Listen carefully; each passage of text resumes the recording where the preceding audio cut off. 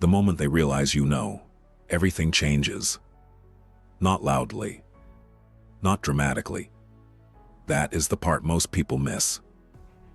When a narcissist figures out that you have figured them out, there is no confrontation. There is no confession. There's no apology. There is a shift. Subtle, calculated, and dangerous. They don't run. They don't panic. They adapt. And if you are not watching for what happens next, you will think nothing changed. You will let your guard down, and they will use that. This video is about what actually happens when a narcissist knows the mask is off. 8 things. Most people only notice 3. This is not a video about revenge. It is not about proving you were right. This is about understanding the psychology, so you stop being surprised by it. So the next move they make does not catch you off guard. Stoic philosophy teaches one thing above everything else. Know the nature of the thing you are dealing with. That is not paranoia. That is wisdom. Let's go. 8 things a narcissist does when they know you've seen through them. Pay attention to the order. It matters. The first thing they do is not run. It is probe. Before a narcissist changes their strategy, they need to confirm the intelligence. Did you actually figure them out? Or are you guessing? Are you reacting emotionally? Or do you have the pattern? So they do something small. They run a test, a tiny version of the same manipulation they have been using. They might drop a small lie just to see if you call it. They might shift the blame and watch your face. They might withdraw briefly and clock how long before you come looking. This is not random. This is reconnaissance. The first and greatest victory is to conquer yourself. Plato, cited by Epictetus.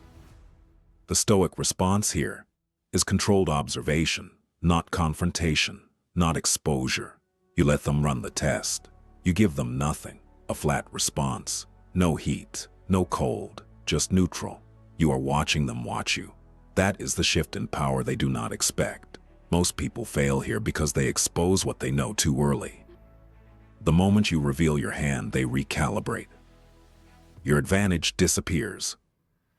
If the test comes back positive, if they sense you know, most narcissists do not attack. Not yet.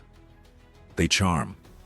Suddenly they are attentive, generous, warm. The version of themselves you fell for at the beginning. The compliments come back. The effort comes back. You feel for a moment like something has genuinely changed. It has not changed. This is called love bombing, and it is not affection. It is a reset attempt. They are trying to get you back behind the wall where they can operate freely again. When you are deceived by the semblance of truth, examine not only what is offered, but who offers it and why. Seneca understood this 2,000 years ago. The offering means nothing without understanding the hand that holds it. Ask yourself, what changed for them to become this person again? Nothing changed. That is your answer. The Stoic response to love bombing is a single internal question. What do they need from me right now? Find that, and you have found the manipulation. I see clearly. Warmth without change is a tactic, not a transformation. When love bombing does not work, the next move is narrative control. They begin to rewrite what happened. Conversations you remember clearly, they claim never occurred. Things they did become things you imagine. Things you said become the real problem. You begin to question your own memory. This is gaslighting at its most deliberate. It is not confusion, it is a campaign. He who is not contented with what he has would not be contented with what he would like to have. Socrates. The Stoic framework has one tool for this: documentation. Not to prove anything to them, to protect your own mind.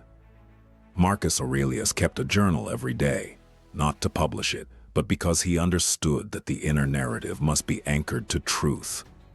When someone is trying to detach you from your own memory, your record of events is your anchor. What is not written is easily rewritten.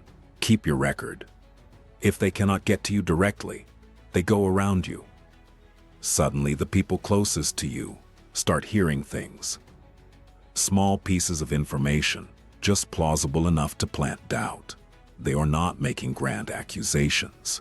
They are doing something quieter. They are repositioning themselves in your network as the reasonable one before the conflict becomes visible. This is called triangulation, and it is one of the most effective tools a narcissist has, because you cannot easily defend against something happening behind you. The best revenge is not to be like your enemy. Marcus Aurelius, Meditations. Marcus Aurelius ruled an empire surrounded by people who wanted his position. His response was never to match the scheming. It was to be so consistently who he was that no narrative could stick. Your protection against triangulation is not argument. It is character that speaks louder than a rumor. Build your relationships on a foundation they cannot access, not by hiding yourself, by being so known that nothing planted against you has soil to grow in. If this is giving you the clarity you needed, subscribe. We go deeper every week. Dark psychology, Stoic philosophy, and the patterns most people never see. This is the pivot most people do not see coming. When the charm has not worked and the rewriting has not worked, the narcissist flips the frame entirely. They become the one who has been wronged. Suddenly, you are the person who changed.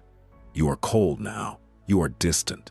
You have been unfair to them, and they will find people who believe it, because this version of the story is simpler, and simpler stories spread faster than true ones. Never esteem anything as of advantage to you that will make you break your word or lose your self-respect. Marcus Aurelius, Meditations. The trap here is the impulse to correct the record, to explain yourself, to defend your character to people who are handed a version of you. Do not. Your job is not to manage their narrative. Your job is to remain so anchored in who you actually are that the narrative becomes irrelevant. People who know you. People who believe a stranger's account over their experience of you. That tells you something about them as well. When all the soft tactics fail, pressure arrives. The ultimatum is their last attempt to force a binary choice before you have finished processing what you now know. It is urgent. It is emotional. It is designed to make you act before you think. Either you come back into the dynamic, or they escalate. Either you stop questioning, or there are consequences. The urgency is manufactured. The consequences are often not what they appear. This is where Robert Greene's observation cuts deepest. Never waste valuable time or mental peace of mind on the affairs of others. That is too high a price to pay. Robert Greene, The 48 Laws of Power. The Stoic response to an ultimatum is silence and slowness, not avoidance. Deliberate deceleration.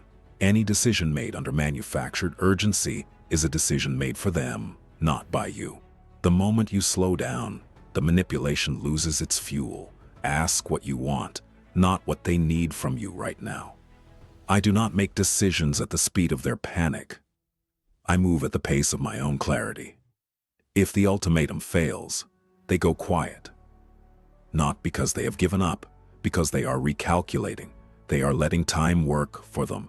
They know that absence creates space for doubt, for guilt, for the version of the story they planted to grow in quiet. The silence is not closure. It is a waiting game. Do not indulge in expectations, and you will not be disappointed. Epictetus, Enchiridion. Epictetus was clear on this. The problem is not their absence. The problem is what you do with your mind in the silence. If you spend that silence hoping they return, hoping for resolution, hoping for the person you thought they were, they still have you. From a distance, use the silence to see. Everything they built in the relationship, in the absence of pressure to maintain it, shows itself clearly. What does the silence feel like? Relief or grief? That is your data. And then, after the silence, they come back, not as who they were, as something new. They have changed. They have been working on themselves. They have insight now. They can see what they did. They want to do it differently this time. This is the most dangerous moment of all, because it is designed for you specifically. It uses your hope. It uses your investment. It uses everything you told them you needed, and it presents it back to you as the new them. But here is what the Stoics understood that most people don't. You have power over your mind, not outside events. Realize this, and you will find strength. Marcus Aurelius, meditation's character is not changed in a silence. Character is built over years of consistent action against resistance. When someone presents a new self in the space of weeks, they are not showing you growth. They are showing you skill. The question is not whether they have changed. The question is, have you? Because if you have spent this time watching the patterns, understanding the mechanics, anchoring yourself in what you actually know, you do not need to answer their return. You already have your answer. Here is what Marcus Aurelius wrote in his private journal to himself as Emperor of Rome, a man surrounded by people performing loyalty while plotting against him. Waste no more time arguing about what a good man should be. Be one. Marcus Aurelius, Meditations. That single sentence is the entire answer. You do not need to expose the narcissist. You do not need to correct their narrative. You do not need to wait for them to admit what they did. You do not need closure from the person who created the wound. What you need is to know the pattern so completely that you are never surprised by it again. What you need is to be so rooted in what you actually know that no amount of love, bombing, gaslighting, or manufactured urgency can move you from it. The narcissist does not change when you expose them. They change their strategy. The only thing that actually changes is you, when you decide to. If this video helped you see something more clearly, share it with someone who needed to see it too. Subscribe for more Stoic psychology and dark psychology breakdowns every week. What was the point that hit you hardest? Drop it in the comments. I read them all.